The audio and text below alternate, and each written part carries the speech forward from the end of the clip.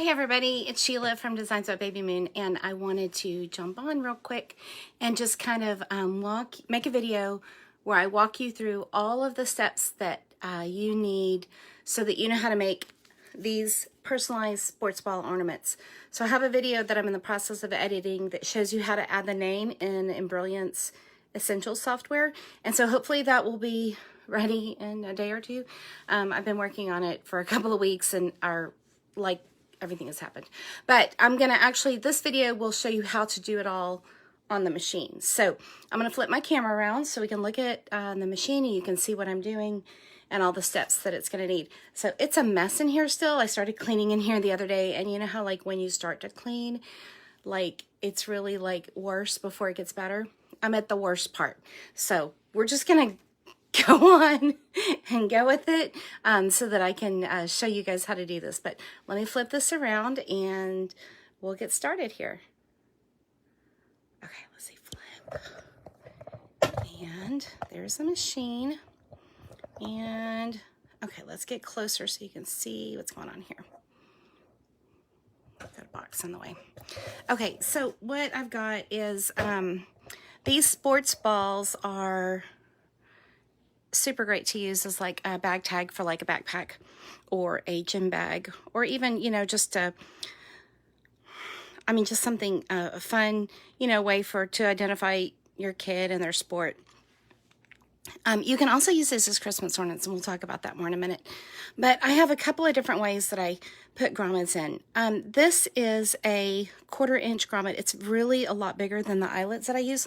Today I'm just going to use an eyelet and a crocodile. So that is the simplest way to get a eyelet into a ornament design. Okay, so these are super simple. They're made pretty much just like a felty, except we've got some applique pieces on the top, and then the lettering runs. So hi Cindy, I see you here. Thanks for popping in with us. Anyway, so I'm just going to show you all the steps that we do. So what we need first is we need some cutaway stabilizer. We need a 4x4 hoop. And let's go ahead and hoop our stabilizer. I'm going to have to come on this side. So when it's stitching, I'll pop back over and check on questions. If you're here, tell me if you're sewing today or if you're doing something else. I actually have a quilt behind me that I started working on, and I am itching to get back to it, but I can't until I get some of these other things done and out of the way. So that's kind of my reward for getting things done. It sounds like a silly reward, but it's just what it is right now. Okay, so I've got my stabilizer hooped. It's really tight. You always want to make sure that when you hoop your stabilizer, it's very tight in your hoop. It's not loose or baggy, or that it's nice and flat and firm, and that your hoop is all the way in. So I'm just double checking all the way around. I'm using a Baby Lock Flourish 2 machine, which I heard they're about to discontinue, so I'm glad I got one when I did. I put the design already on my machine, so it's loaded and it's ready to go. And the first thing that we need to do is run a placement stitch. So the placement stitch is going to show us both on the front and the back where we need to be careful to put our vinyl down to be the body of the ornament. And in almost all, I'd like to hope that they're all in there, of my In the Hoop projects, I have a placement stitch that runs first just to help you line things up. So that placement stitch is really important, especially when you're trying to make sure that you cover everything on the back that needs to be covered. Okay, I've got a rough cut piece of 4.5 by bigger. It's at least 4x4 vinyl, and this is blue glitter vinyl, the thicker kind from my Punk Broderie. This is the royal blue. It's a very nice dark blue. I'm going to completely cover the placement stitch, and I'm going to change the thread. So the next thing that my design is actually going to run are 2 little applique pieces. Let's see if I can get y'all close so you can see it. They're the placement stitches that are going to run. There's 2 half circles, and those are the placement stitches for the applique for the ball parts. Now this design isn't out yet, but it's got a baseball part on top and a soccer ball part on the bottom. So I don't really remember which one stitches first, if it's the baseball side or the soccer ball side, but I'm going to go ahead and use red. Yeah, I'm going to use red thread. And that doesn't really matter, but if the soccer part stitches first, then I'll change it to black. So, and on this machine, I feel like I'm never quite catching this top hook, and so I always have to hold that to give it a little bit of attention. Okay, so I'm gonna let it run those placement stitches for the applique areas. Where'd he go? And while that's running, I'm gonna go ahead and cut out the just a little chunk that I know will cover both areas, so I can get those stitched down at the same time.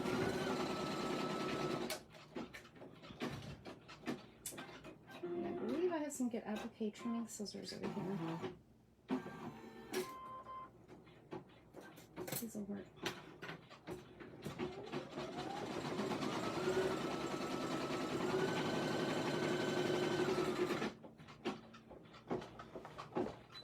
Okay, I'm going to take this off the machine so you can see what it just did here. Okay, so just trim my threads for me. So what it did is it drew in a little outline on top of the vinyl, and this is the placement stitch that I need to cover with the vinyl.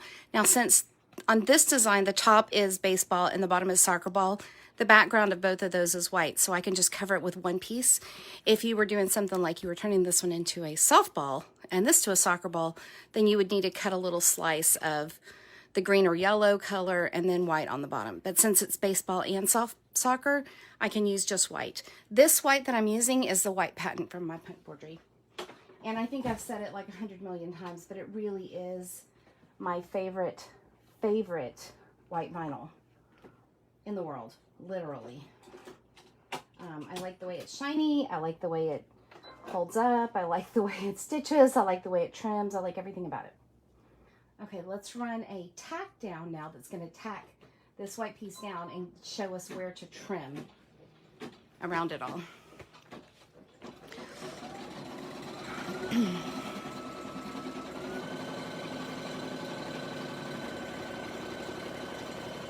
Okay, so it's tacking down the top part, the baseball side, and then it's going to stop and it's going to tack down the soccer ball side.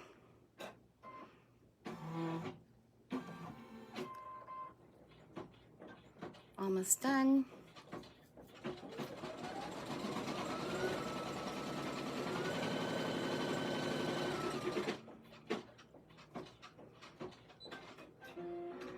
Okay, so our soccer ball part on the bottom and the baseball part on the top are done. And what I'm going to do before I go any further is I'm going to trim around those applique shapes just so that part is done and I don't have to worry about it later. And in order to do that, I'm going to slide my hoop off the machine. And if you remove your hoop from the machine, one of the things I suggest is just be very careful that you don't bump this arm at all. Because if you bump it, then it's going to be out of alignment and everything will kind of go off. If you have a multi-needle machine, instead of pulling the hoop off the machine, I recommend that you use the frame out function, which actually brings the hoop to you, but still lets it stay on the machine. And then you would just go back to your stop point in the thing. If you have a multi-needle, you know what I'm talking about. But if you have single needle, you know, there's not really, it can be kind of hard to work in there. Can you see what I'm doing? I want to make sure I'm in the frame right. I'm just using the very tip of my scissors to get under here and trim as close as I can to the stitching without actually cutting the stitching. So,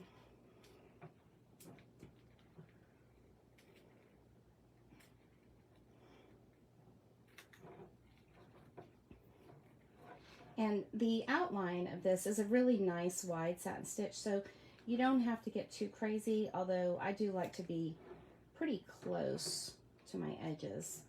But I am gonna be careful, and I'm gonna clean that up just a little bit because I did not get it as clean as I would like. Okay.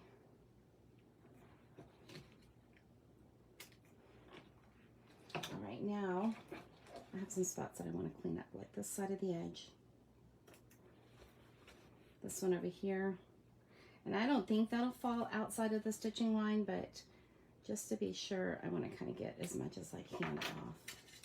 I'm going to get some different scissors so I can get a little bit closer. Something with a little bit tinier tip. I'm just snipping some of that fuzz off. I know that the fuzz that was from the back of the vinyl is not going to get covered, so I want to make sure I get all that off if I can. And again, if you nick a couple of stitches, it'll be okay. Just don't pull it off. Displace those at all. So any of the sports ball ornaments would be, or bag tags. They can be an ornament or a bag tag, either one, multi-purpose. They're all done the same way. So they're gonna have two ball pieces, one on the top or the bottom, one on the top and one on the bottom, and then a space for the name to go.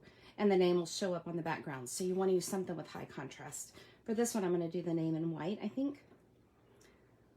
But we're not there yet. So I think I've got enough of that trimmed off, or I think it's gonna work just fine. But one more piece right here. I know, that's super fun to watch me trim all that. Okay, so the next thing that the design is gonna stitch, it's gonna stitch the red stitching for the baseball at the top. So I'm gonna put it back on and let that section run. Try to throw away some of my trash at the same time.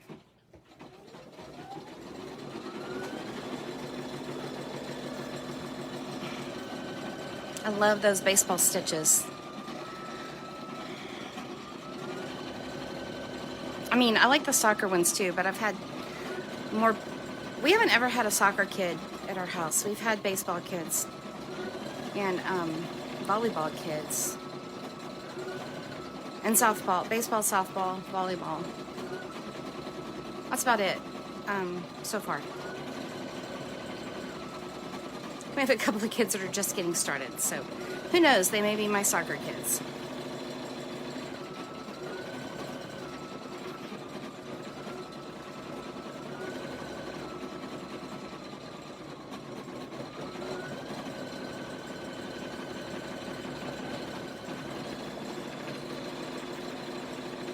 If there was a way that we could speed up through live video, that would be really great, because all we're doing is we're watching the baseball stitching stitch out. Thankfully on the soccer side of this ball there's not a whole lot of stitching, but these satin stitches at the top of the baseball side are a little bit longer.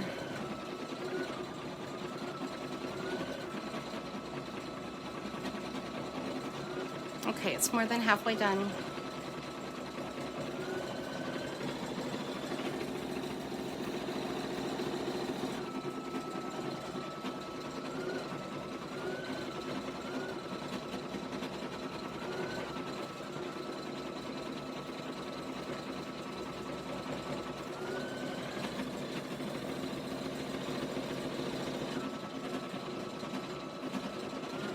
Almost there.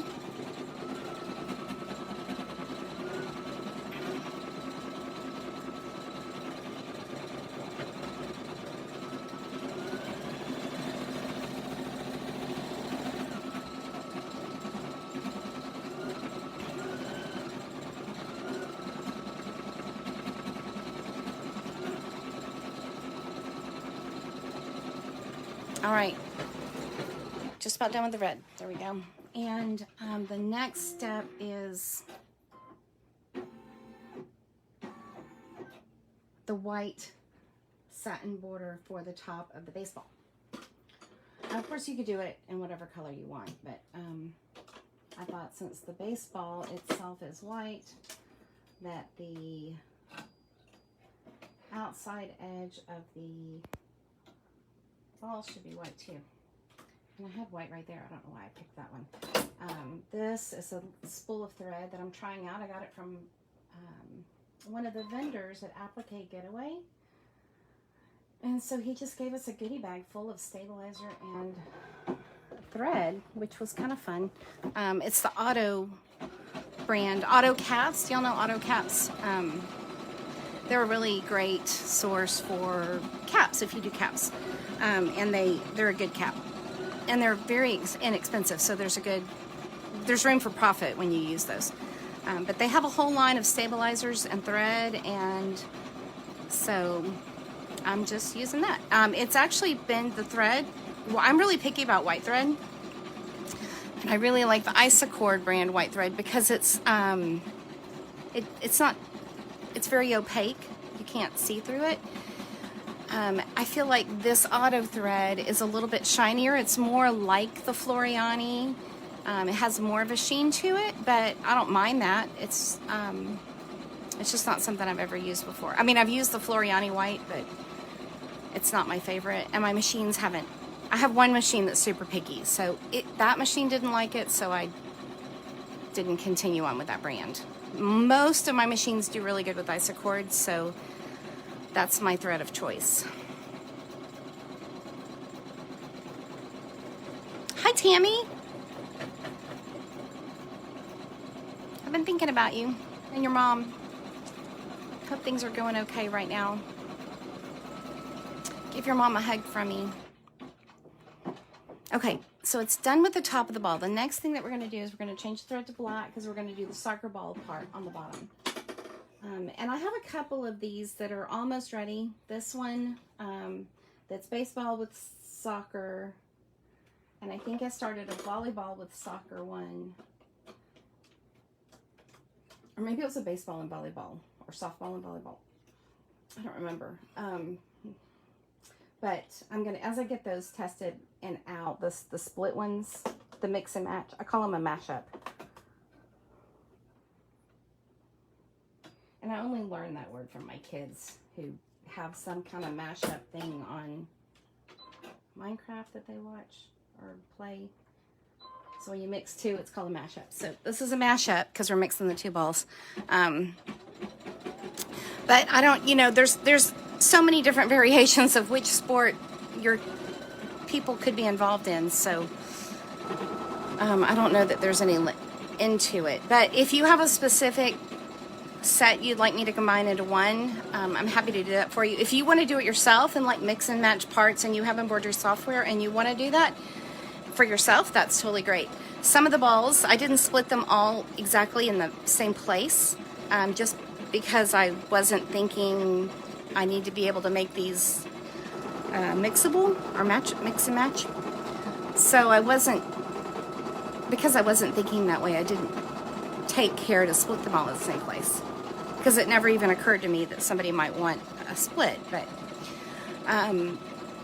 so if you want to do that yourself, it's fine to do. If the balls that you have don't, if you bought two separate designs and they don't quite match up the way you expected, just let me know and I'll work on that one next. So I have a couple of things that I'm kind of in the middle of, and I just wanted to get these done because we started that set with these, and it's been really fun to see the kinds people are making. Do I need to move you guys a little closer? I mean, we're just watching the machine stitch. That's all we're doing. I want to say there's nothing fun going on, but I think the whole thing's fun, so.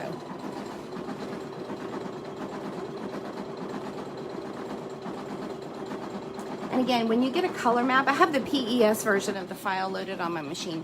When you open up the color map, which is the stitch map or the stitch guide, and it lists the steps in order of what stitches when. If your machine doesn't tell you that over here, mine tells me in order what's coming next, just in the way of colors. But if yours doesn't do that, it says the next thing over here is white.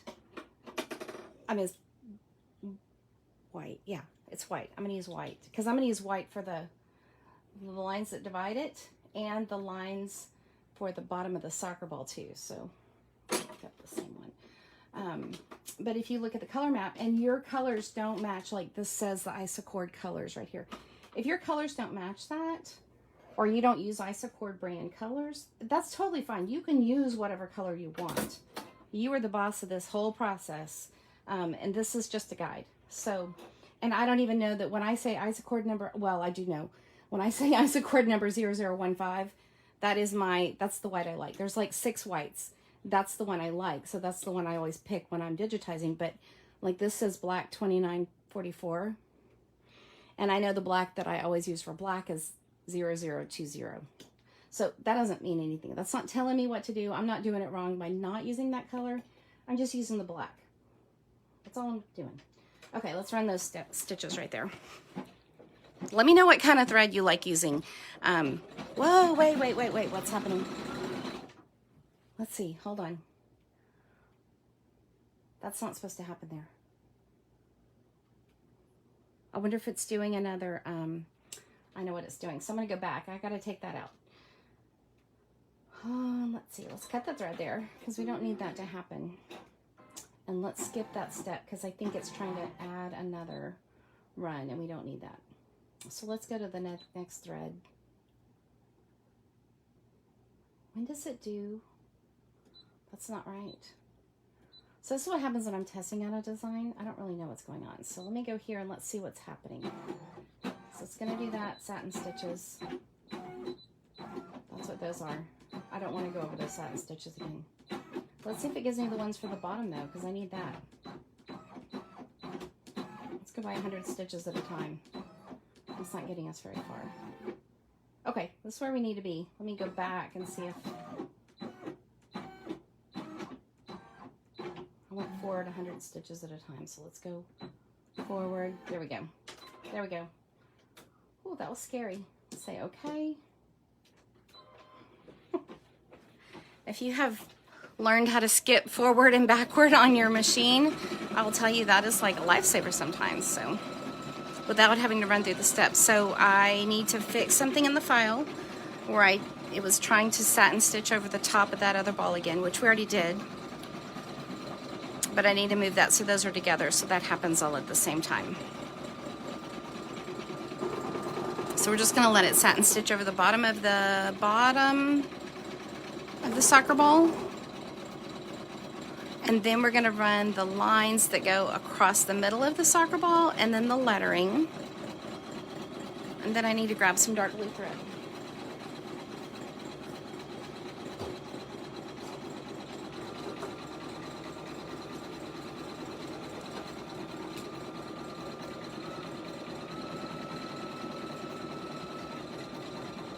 All right, we're almost done with the bottom satin stitching.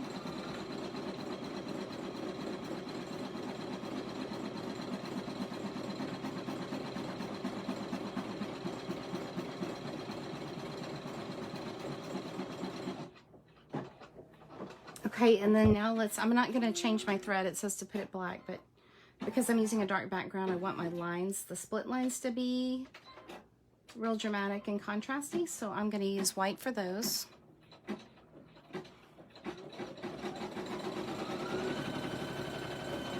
And it's going to stitch both of these at one time. It'll cut the thread between each line, but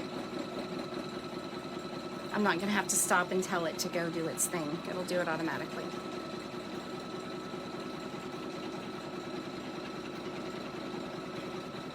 One thing that I tried to do on these designs, because it is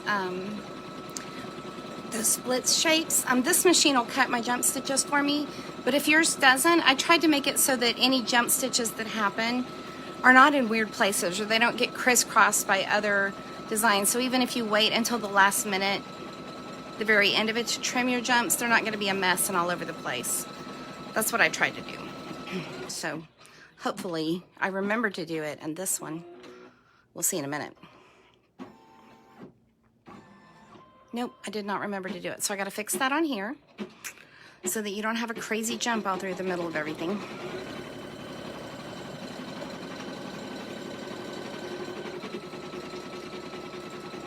And I'll say, if you're somebody that also is digitizing designs, I've seen a lot of people lately just offer designs for sale that they haven't been tested. And even if they have been tested, they haven't,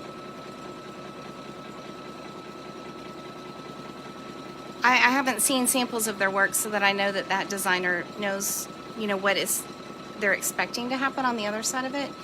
And so when I'm testing a design out like this, I'm watching for those places where those jump stitches are, so that somebody who has a machine that doesn't cut jump stitches isn't frustrated. Or I'm always just watching for stuff like that, because I remember what it was like when I started doing embroidery and how frustrated I was by specifically jump stitches. Okay, let's go ahead and run the name. I'm leaving the white in because I want it to show up really good on that dark background. The other day I did a design and I used the dark, I think I used a darker navy, it was a solid, but then I used red lettering on it. And you can see it fine in person, but when I went to take a picture of it, I didn't like it at all. So I think the highest contrast is really good. And when I make these and give them to somebody, I don't know for sure about this auto thread, but I know with the Applique thread, those are the ones on the green spools, I can take the finished thing that I've made, and I know with the vinyl from my punk embroidery and this Applique thread and those plastic cam snaps that I use and all of the parts that I'm using in this thing, I know that I can take this, and in order to clean it, I could throw it in the washing machine or even the dishwasher. I've tried both of them. And that way, you could even scrub. Applique thread is bleachable, so it's a 100% polyester thread. And you could even bleach it if you wanted to clean it really good, but you could scrub it with a toothbrush. And I just tell people it's easy to clean, so that's another reason why I like it. Rayon thread, if you're using rayon thread, it's beautiful, but it is a little harder to maintain, and I wouldn't go throwing that in the washing machine at all. But I know these vinyls do fine in the wash. And I only kind of discovered that on accident with one of my kids left something clipped to their jeans or something, and it went through the wash and it was just fine. And I was like, huh, how about that? So that was kind of serendipitous. And I know when you get stuff from my punk embroidery that the gals at my punk embroidery test their vinyls to make sure they're washable too. So that's another reason why I like to buy from them, because I don't have to do all the testing and troubleshooting on it myself. It just saves me time. Okay, we're almost done with the lettering. The font that I picked for this sample is called Sunflowers for Vincent by Designs by Jeju. And one of the things that I always do when I add a font is I always increase the pull compensation in my software just a little bit. Some of the fonts from Designs by Jeju don't have, they're meant to be run on either fabric or vinyl or leather, and so sometimes the underlay is a little bit weird. So I increase the pull compensation just a tiny bit by 1 or 2 to make the satin stitches a little bit fatter, because I think it looks cuter on these things like this. So if you're adding lettering in Brilliance Essentials, you can adjust the pull compensation in the stitch settings, so it makes a nicer, fatter little stitch. Of course, if you don't want a fatter stitch, that's fine. You can use it just as is too. So just test it and see what you like.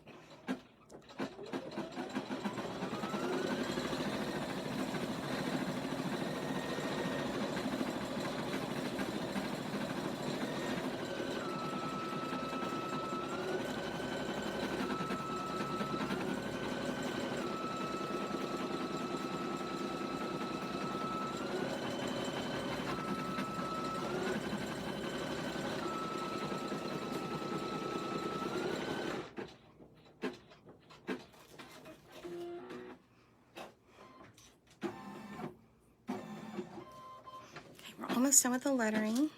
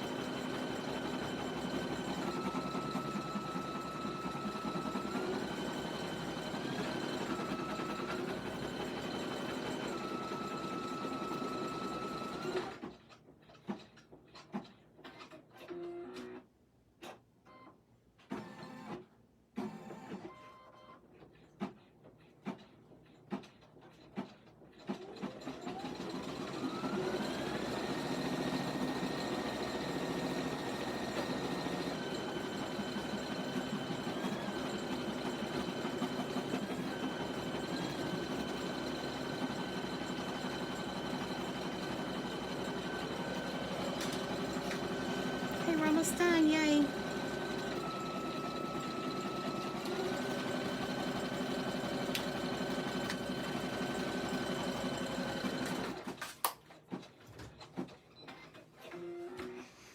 Okay, now we're ready to add the backing. There's 2 steps left to do. One is a placement stitch that's going to show us where to put the eyelet, and the last one is a outline around the whole thing that attaches the backing. I kind of want to see my placement stitch on the back. You don't have to put your backing on right now, but you definitely need to do it before the last step. So what I'm going to do is I'm going to take my hoop off the machine, and I'm going to make sure that I cover the outline that I stitched at the very beginning with a piece of the material for the back. I'm using just the blackboard vinyl from Joann's, that super thin vinyl that comes on a regular cardboard bolt. It's in the utility fabric section there.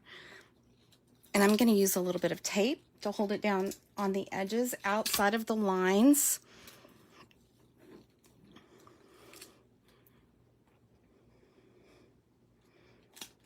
Okay. I don't need to tape it everywhere. I just want to give it a little bit of security. Okay. I'm going to put this back on the machine, and I'm going to go ahead and change my thread so that I can just run the 2 last steps together. I'm going to put this dark blue on to kind of blend into the background.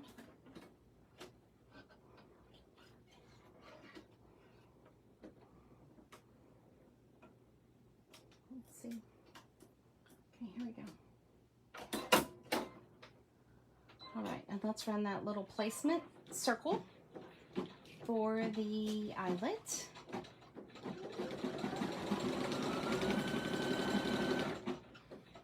And now we're going to run the final placement, or the final outline stitch at the same time. And let that run.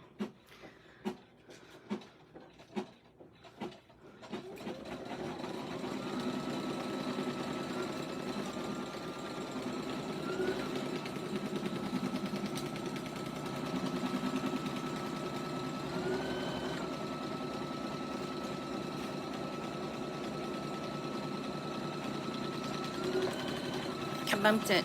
Hi, Grace. I see you here. I haven't talked to you in a while.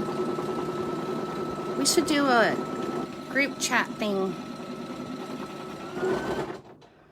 so we get to chat with each other in real time. Okay, that's it. We're done with the embroidery part. So let me scoot this out of the way so that you have room to see, or so I have room to show you what I'm going to do next.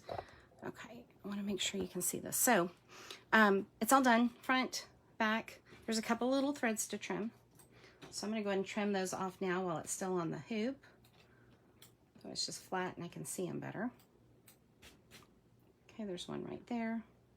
Those are just the tails from where it started and stopped. And that's fine. Okay. And then there's a few on the front. Now there's a little bit on the front to clean up. So one of the things about using a purchased font too is that there are going to be, even if your machine cuts the jump stitches, there's going to be lines between the letters that you'll have to trim up and finish up a little bit. So let's go ahead and take it out of the hoop. Take my hoop pieces off. Make sure I get all of that tape off the hoop because I don't want to leave that there for later and have to fight with it. And I'm going to go ahead and cut out around the outline. Let me cut from the back so you can see what I'm doing. I'm holding my scissors and I'm really just turning the fabric. I'm not really turning this hand at all. I'm just turning the fabric, and my scissors hand is staying in the same place. And I'm taking nice, slow, long cuts, about a 1/16 of an inch away from the stitching line. It's about 3 millimeters if you want to get really precise. And in some places where I have a place that met, I'm going to round that out a bit. And then I have a little point right there I want to trim off, and one right there. But other than that, it's trimmed out nicely. So let's go ahead and punch a hole for the eyelet. And to punch a hole, I'm going to use my Crocodile Big Bite. They have a handheld puncher too, but I just use one tool, and I can do all of it with that. And I'm going to punch a hole right in the center of this placement circle. So the way I do that is I just kind of line up the punchy part so that that's in the center. And I'm not quite in the center. Double checked it on both sides. And now I'm going to punch. Not quite there yet.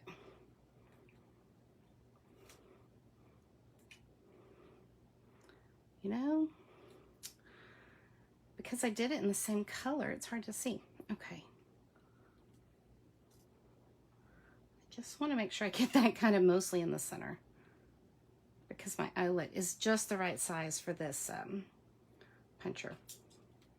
Okay, go in there. Okay, there's my hole. It's a good hole.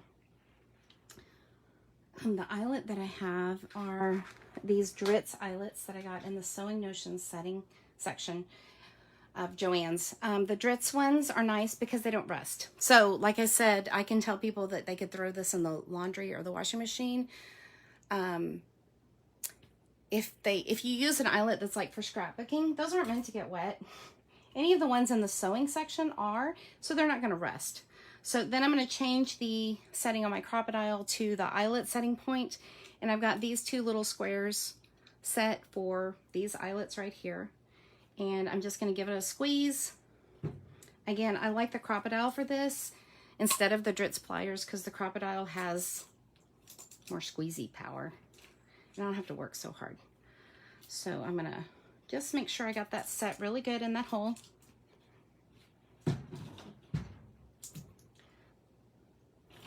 Okay, so now it's done. There's the back. It looks really good.